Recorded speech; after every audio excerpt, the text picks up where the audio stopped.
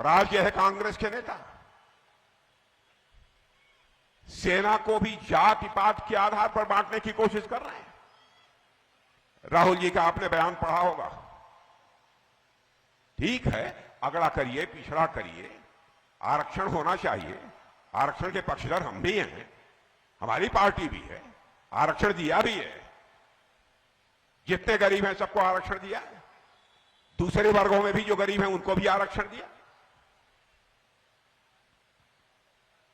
लेकिन सेना के बारे में जाति पात के आधार पर, बहनों भाइयों, मैं समझता हूं कि चर्चा तक नहीं होनी चाहिए।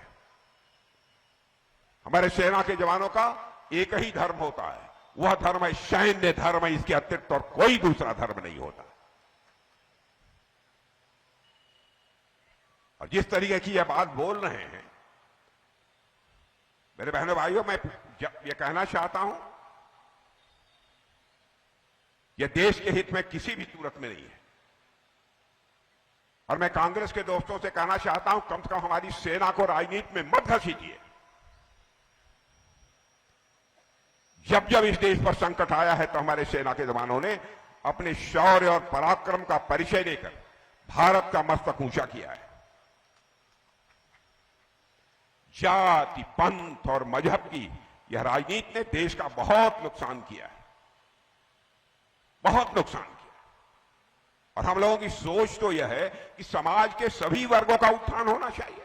यदि हमारे प्रधानमंत्री की यह सोच न रही होती, हमने 2 राष्ट्रपति बनाए, एक दलित समुदाय से एक राष्ट्रपति हम लोगों ने बनाया और दूसरा यदि बनाया तो भारत के इतिहास में पहली बार बना है तो आदिवासी समुदाय से हम लोगों ने राष्ट्रपति बनाने का काम किया।